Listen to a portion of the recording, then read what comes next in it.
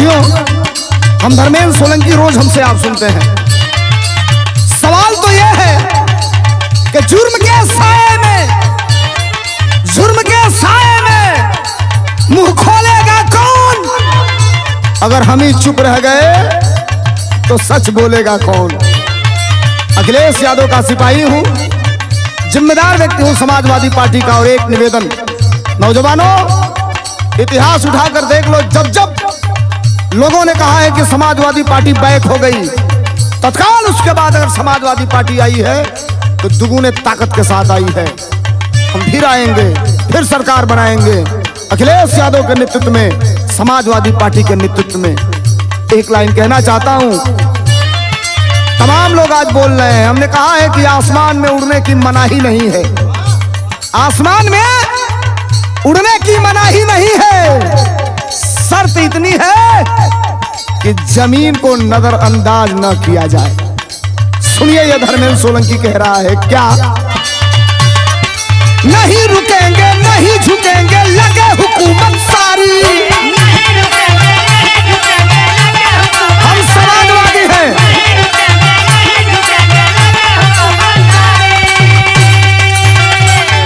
नहीं रुकेंगे, नहीं झुकेंगे, लगे हुकूमत सारी। संघर्ष रहेगा जारी, फिर अगली है तैयारी।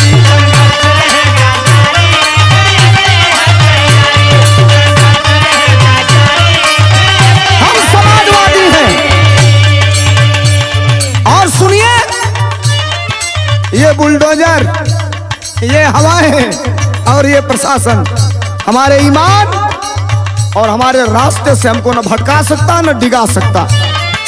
ये धर्मेंद्र सोलंकी आज समाजवादी पार्टी के उत्तर प्रदेश और देश के कार्यकर्ताओं के बदौलत ये लाइन आपके बीच में रखने जा रहा है। नहीं रुकेंगे, नहीं झुकेंगे, लगे हुकूमत सारी।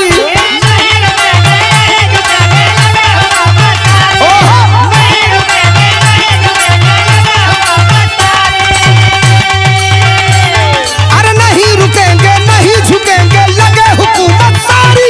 संघर्ष रहेगा जारी, फिर अगली है तैयारी। फिर अगली है तैयारी।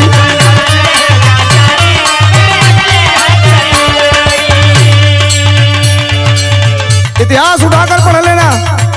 डॉक्टर राम मनोहर लोहिया से लेके आदमी राज नारायण जी से लेके चौधरी चरणजीत सिंह जी के जमाने से लेके, और जब उत्तर प्रदेश में मुलायम सिंह यादव का दौर चला, आज भी दौर है। जब दौर चला तब से लेकर और आदरणीय अखिलेश यादव तक, जब जब हुकूमत में हम आए हैं, उत्तर प्रदेश में नौजवानों के लिए, किसानों के लिए, छात्रों के लिए, महिलाओं के लिए, बहन और बेटियों के लिए, यहाँ तक पशु पक्षियों के लिए भी समाजवादियों ने काम किया है। लेकिन यहाँ तो काम किया कोई और कोई फीता काट रहा है। जात धर्म के झगड़े में हम सबको बांट रहा है। काम रुका पड़ा है, केवल चल रहा उपदेश। यूपी की जनता कहती, गलती से हुआ मिस्टेक, फिर से आ जाओ अखिलेश। लेकिन दौर वो भी आएगा।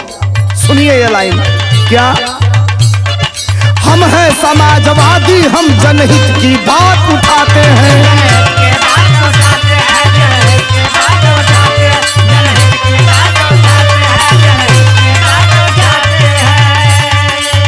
और सुनो, इतिहास पढ़ो हमारा, क्या?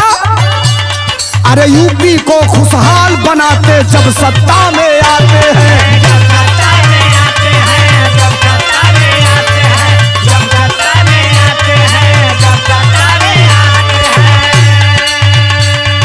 हम हैं समाजवादी, हम जनहित की बात उठाते हैं। यूपी को खुशहाल बनाते जब सत्ता में आते हैं। और सभी जाति और धर्म सपा को हर मजहब है प्यारी। हर मजहब है प्यारी। धर्म सपा को, अरे सभी जाति और धर्म सपा को हर मजहब है प्यारी। संघर्ष रहेगा जारी, है अगली अब तैयारी। हम फिर लड़ेंगे,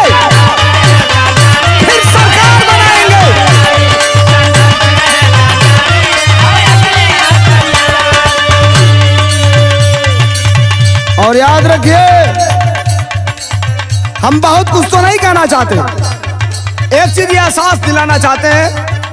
उत्तर प्रदेश में जब मुलायम सिंह यादव जी मुख्यमंत्री थे, उत्तर प्रदेश में जब अखिलेश यादव जी मुख्यमंत्री थे, भारत के डिफेंस मिनिस्टर जब आदरणीय नेताजी थे, जब जब हुकूमत में हमारे समाजवादी पार्टी के लोग रहे, विपक्ष भी अगर गया है तो सत्ता पक्ष से ज्यादा सम्मान देकर विपक्ष का सम्मान बढ़ाने का काम किया गया है। आप सत्ता पक्ष को लेकर सत्ता के घमंड में आप विपक्ष को बोलने से रोकोगे, विपक्ष के ऊपर आप बुलडोजर चलाएंगे, विपक्ष को अपनी बात कहने से आप मना करेंगे। लेकिन याद रखना, ये जनता है, ये जनता ही उत्तर प्रदेश की सबसे बड़ी और देश की सबसे बड़ी कुर्सी दिलवाती है। और ये जनता तो अपना काम कर ही दिया है, लेकिन इतिहास गवाह है कि बड़े बड़े शासक और बड़े बड़े तानाशाह इस धरती से चले गए, आज उनका नाम लेने वाला कोई नहीं है। ये लाइन पढ़ रहा हूं, जरा गौर करिएगा। क्या कुछ दिन की है बदरी और ये घना अंधेरा जाएगा,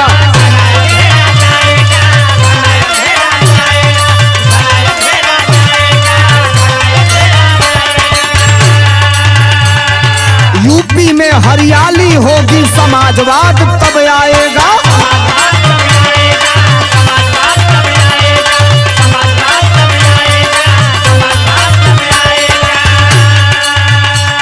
अरे कुछ दिन की है बदरी और ये घना अंधेरा जाएगा, यूपी में हरियाली होगी समाजवाद जब आएगा, और पकड़ में सारी आ जाती है सत्ता की होशियारी। लोग जान गए,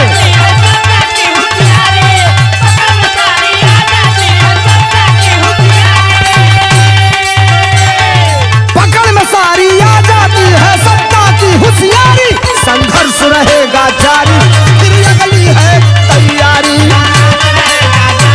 फिर अगली है तैयारी।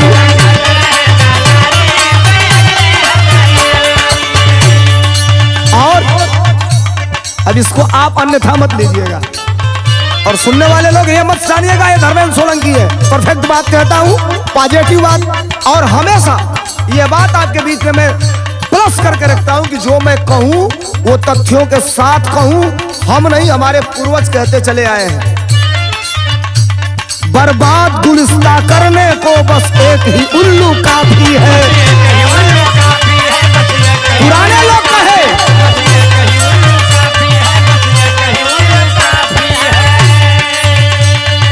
और हर डाल पे उल्लू बैठा है, अंजाम गुलिस्ता क्या होगा,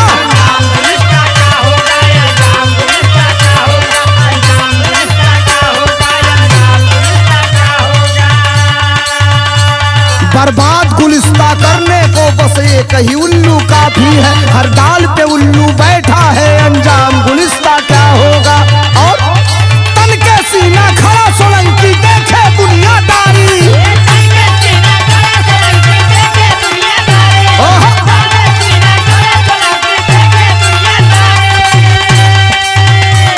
अरे तन के सीना खड़ा सोलंकी देखे दुनिया सारी, संघर्ष रहेगा जारी, फिर अगली है तैयारी।